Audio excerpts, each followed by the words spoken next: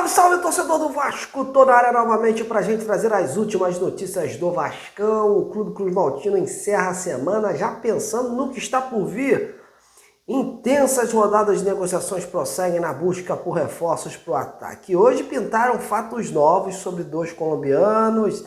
Será que eles serão os próximos contratados? Claro, eu vou falar também da preparação para o clássico de domingo pelo Campeonato Carioca. Previsão de mudanças do time para o confronto contra o Botafogo. Isso e muito mais te conto agora. Mas antes, aquele pedido especial.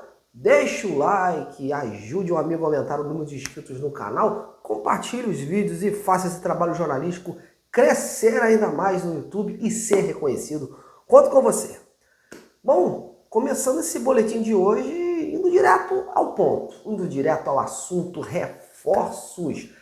Após confirmar a contratação ontem do Benjamin Garré, que chegou à noite no Rio e hoje completou a bateria de exames para ser oficializado em breve pelo clube, o Vasco aguarda a chegada neste sábado pela manhã do português Nuno Moreira. Tudo certo entre os clubes, que concluem aí nos bastidores o processo de transferência com o envio das documentações pertinentes. E o jogador é aguardado para também concluir seus exames médicos e assinar oficialmente com o Vasco. Mas não parou por aí não. Essas duas contratações chegam com um perfil de titulares para o time do Fábio Carrilho.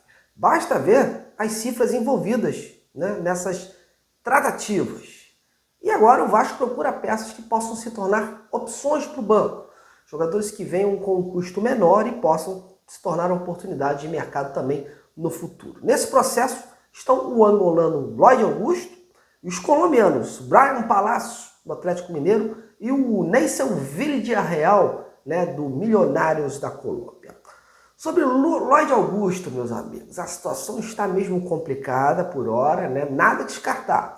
Como é notório, o Vasco já tem um acerto com o jogador e o seu representante. O problema segue sendo o Alanspor da Turquia, que endurece o jogo e posterga assim a liberação do atleta para cá. Ainda não tivemos evolução, né, nesse assunto. Pegou um pouco mal para o angolano lá fora as últimas declarações, né, que ele andou dando, que irritou ainda mais os dirigentes turcos, fazendo com que a situação ficasse ainda mais complexa. O Vasco acredita que fez uma boa proposta e aguarda o bom senso dos turcos, né? O representante do jogador segue num diálogo por lá, tentando aí alinhar as últimas arestas. Mas está tudo ainda mesmo nebuloso com esse cenário. Ciente desse problema, o clube resolveu partir para outros atletas, e estrangeiros por sinal. E ao que parece, concluiu mais uma negociação. Como os amigos do GE soltaram há pouco, o clube encaminhou um empréstimo desse colombiano aí, Brian Palacio, junto ao Atlético Mineiro. O atacante de 22 anos será emprestado até o final do ano para o Vasco com uma opção de compra no contrato. Os valores, por enquanto, não foram revelados. E mais cedo, já dava pinta que isso acontecia, porque o ex-dirigente do Vasco, Paulo Brax, que hoje é CEO do Atlético, havia confirmado para a imprensa esta negociação, essa conversa aí que os clubes estavam conversando. O avanço ocorreu agora à noitinha, já com a presença do Marcelo Santana no Brasil. Lembrando que o Palácio chega mesmo para a composição do elenco, a princípio, tanto que o Vasco não investiu uma grana nele. Vai lembrar que o Palácio é ponta direita, mas atua também pelos lados de campo. Ele foi revelado pelo Atlético Nacional da Colômbia, onde estreou nos profissionais em 2022. E ele veio ganhar destaque mesmo em 2023. O seu desempenho rendeu, né, convocação para o pré-olímpico daquele ano. E é um atleta de velocidade. Quando veio para o Atlético, o Clube Mineiro viu nele como um jovem com potencial de revenda. Porém, ele não foi muito aproveitado por lá, né? Ele chegou ao Galo em 2024 e atuou em 26 partidas na temporada passada, com 2 gols e apenas 4 assistências. Ele acabou aceitando esse novo desafio do Vasco, porque acredita que o novo clube possa ganhar aí mais oportunidades e voltar aí, ficar nessa prateleira, nessa vitrine. Veremos.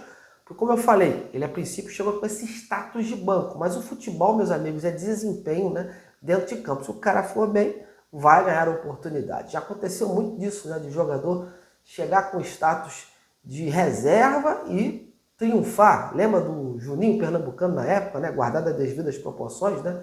O Vasco contratou o Leonardo, o saudoso Leonardo, e ele veio a contrapeso e acabou se destacando muito mais e se tornou aí o Juninho Pernambucano. Bom, meus amigos, mas não parou por aí. Mais um colombiano pode pintar no Vasco nas próximas horas. E trata-se de uma jovem promessa lá do Milionários, também da Colômbia, chamado Neisser Villarreal, de 19 anos, artilheiro do Sub-20, onde o Brasil foi recentemente campeão, né?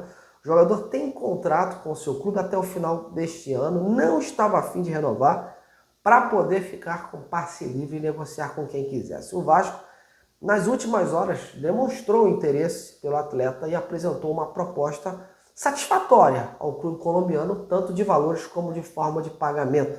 Especula-se algo aí em torno de 4 milhões de dólares. No meio da tarde, a imprensa colombiana começou a noticiar que o Milionários acabou aceitando, né, e encaminhando esse acordo com o Vasco, embora também tenha outros clubes na jogada. E aí o clube colombiano deu esse aval, né? Deu esse sinal verde para o Vasco negociar diretamente com o atleta e o staff. Porém, aí que mora o perigo, meus amigos. Tanto o jogador como um dos seus principais representantes, eles almejam aí outro cenário, né? Aguardavam aí o final do contrato para que tivesse o passe em mãos e vislumbrasse uma Europa, por exemplo.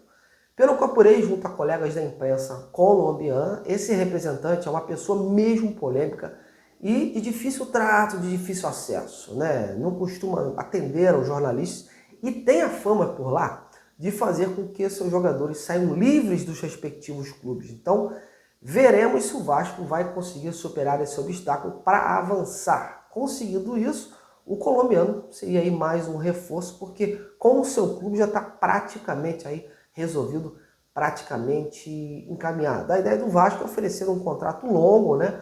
Um bom salário para que ele se sinta prestigiado em atuar por aqui. E o Vasco espera que esse desfecho ocorra até o início dessa próxima semana, porque quer entregar o quanto antes o grupo formado pelo Carrilli para dar prosseguimento. Mas o empresário ainda não foi contactado, né?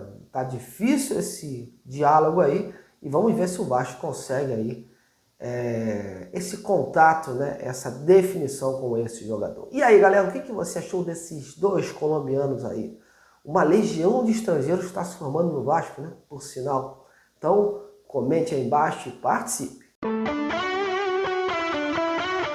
Bom, para fechar, vamos falar rapidinho da preparação para o duelo contra o Botafogo, né? Por conta desse noticiário do mercado da bola, as atenções ficaram voltadas para esse cenário, o Vasco treinando em silêncio, o Carrilli testando novas peças. E o time deve ter sim mudanças visando essa partida, uma delas aguardadas. Pode ser o garoto Ryan lá na frente junto com o Verratti, ele que entrou muito bem no jogo passado e destacou também pela seleção sub-20. A outra deve ser no meio campo, com a possível volta do Tietê. O Carrilli ainda avalia o esquema desses volantes, se vai permanecer com 2 ou volta com os 3. Lá atrás a tendência do zagueiro Lucas Freitas ser mantido, já que ele vem agradando, né? Vem agradando aí o treinador. Mas tudo será definido amanhã no último treino pronto, porque o Carrilli, ele gosta de fazer essas surpresas, mas ele vem ensaiando mudanças, né? Então nada está descartado no momento. Bom, sigo de olho e me despeço por aqui. Amanhã eu volto com mais noticiário. E fique também ligado em minhas redes sociais no @detetive Vasco, tanto no X como no Instagram. Sempre solto algo por lá. Grande abraço, galera!